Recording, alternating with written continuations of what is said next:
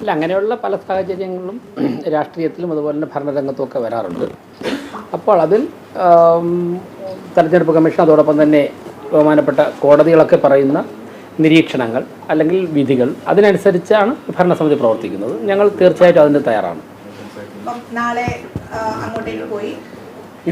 ഇന്ന് തന്നെ പോകും. കാരണം നാളെ ബ്ലോക്കൊക്കെ വന്നിട്ട് സമയത്തിന് എത്തിയില്ലെങ്കിൽ അത് പുതിയ പ്രസിഡന്റ് സൃഷ്ടിക്കില്ല. അതുകൊണ്ട് ഞങ്ങൾ ഇന്ന് തന്നെ പോയിട്ട് എന്തായാലും നാളെ 11 മണിക്ക് മുമ്പ് അവിടെ, നാളെ 10 മണിക്ക് മുമ്പ് തന്നെ അവിടെ എത്തിയിട്ട് കോടതി പറഞ്ഞ സമയത്ത് തന്നെ, ഞാൻ മനസ്സിലാക്കുന്നത് 11 മണിക്ക് സത്യപ്രതിജ്ഞ ചെയ്യണമെന്നാണ് പറഞ്ഞിട്ടുള്ളത്. അതിന് വളരെ മുമ്പ് തന്നെ അവിടെ എത്തി. അതുപോലെ തന്നെ ഈ കൗൺസിൽ യോഗം ഒക്കെ ഇപ്പം 2 തവണ, ഇപ്പം 3 തവണ പങ്കെടുത്തില്ലെങ്കിൽ അയോഗ്യത എന്നുള്ളൊരവസ്ഥയിലേക്ക് കാര്യങ്ങൾ എത്തും. അതൊരു പ്രതിസന്ധിയാവുമോ? പങ്കെടുത്താൽ അയോഗ്യതയുള്ള കാര്യങ്ങളിൽ എത്തൂലല്ലോ. പങ്കെടുക്കും. മാത്രമല്ല അങ്ങനെ അയോഗ്യതൊന്നും വരാൻ പോകുന്നില്ല. അയോഗ്യതയൊന്നും ആർക്കും വരാൻ, 101 കൗൺസിലർമാരിൽ ആർക്കും തന്നെ ഈ 5 വർഷം ഒരു അയോഗ്യതയും വരാൻ പോകുന്നില്ല. അതെങ്ങനെയാണ് അഡ്ജസ്റ്റ് ചെയ്യാൻ പോകുന്നത്? കാരണം എന്തായാലും അദ്ദേഹം പങ്കെടുക്കാതെ എന്തായാലും പറ്റത്തില്ലല്ലോ. അതെങ്ങനെ സാധ്യമാക്കും? എന്തായാലും ഈ 5 വർഷവും ഈ തിരഞ്ഞെടുക്കപ്പെട്ട ആരും തന്നെ അയോഗ്യരാവാൻ പോകുന്നില്ല.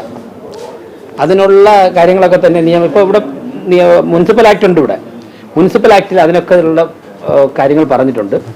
അതിനനുസരിച്ച് തന്നെ കാര്യങ്ങളൊക്കെ 101 പേര്, ഞാൻ പറഞ്ഞ 101 പേരിൽ ആരും തന്നെ അയോഗ്യരാകാൻ പോകുന്നില്ല. അല്ല, അതൊക്കെ കോടതിയിൽ കൃത്യമായിട്ട് അക്കാര്യങ്ങൾ അവരുടെ അഭിഭാഷകർ വാദിക്കുന്നുണ്ട്. അങ്ങനെയൊക്കെ ഉള്ളത് കൊണ്ടാണല്ലോ ഇങ്ങനെയുള്ള വിധികളൊക്കെ വരുന്നത്. ഇത്തരത്തിൽ കൗൺസിലർ സ്ഥാനം സംരക്ഷിക്കപ്പെടണം, ജനാധിപത്യം സംരക്ഷിക്കപ്പെടണമെന്ന് ബഹുമാനപ്പെട്ട കോടതികളൊക്കെ തന്നെ കൃത്യമായിട്ടുള്ള നിലപാട് സ്വീകരിച്ചുകൊണ്ടാണല്ലോ ഇത്തരത്തിലുള്ള ആരോഗ്യകരമായുള്ള വിധികളൊക്കെ വരുന്നത്. ഞങ്ങൾ അതിനെ സ്വാഗതം ചെയ്യുകയാണ്.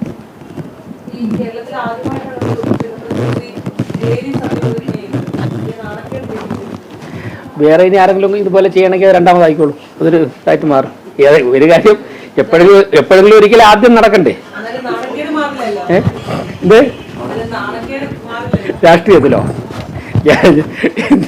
ഈ ഒരു സന്ദർഭത്തിൽ ഞാൻ കഴിഞ്ഞ ദിവസം ഓൺലൈൻ മാധ്യമ പ്രവർത്തനോട് പറഞ്ഞു, ഇദ്ദേഹത്തിൻ്റെ കേസിനെ കുറിച്ച് ചോദിച്ചപ്പോഴേക്കും. അപ്പോൾ അതുകൊണ്ട് രാഷ്ട്രീയത്തിൽ ഇതൊക്കെ തന്നെ സാധ്യതകൾ പലതും വരാറുണ്ട്. അതുകൊണ്ട് തന്നെ കോടതികളുടെ വിധികളെ ഞങ്ങൾ ബഹുമാനിക്കുകയാണ്. ഇല്ല, അങ്ങനെയൊന്നുമില്ല. ആരും ആക്രമിച്ചില്ല. അല്ല, അങ്ങനെയൊന്നും ആക്രമിക്കൽ എന്നുള്ള വാക്കൊന്നും ഞങ്ങൾ ഉപയോഗിക്കുന്നില്ല. ഞങ്ങൾക്ക് ആക്രമിക്കൽ എന്നുള്ള വാക്ക്, ആക്രമിക്കപ്പെട്ടിട്ടില്ല. ഞങ്ങൾക്ക് ആശങ്കയില്ല. ഞങ്ങൾക്ക് സമരങ്ങളോട് വിയോജിപ്പില്ല. ഇതൊക്കെ സാഹചര്യങ്ങളാണ്. ആ സാഹചര്യങ്ങളെ മറ്റൊരു സാഹചര്യം കൊണ്ട് തരണം ചെയ്യും.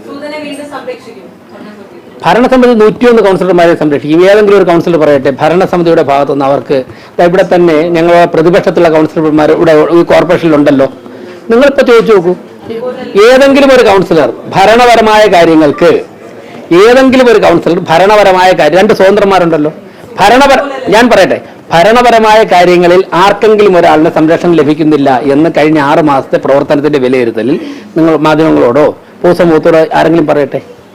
എല്ലാവരെയും ഭരണസമിതി ചേർത്ത് പിടിച്ച് സംരക്ഷിച്ചാണ്, ജീവനക്കാർ എല്ലാവരും ചേർത്ത് പിടിച്ച് സംരക്ഷിച്ചാണ് മുന്നോട്ട് പോകുന്നത്.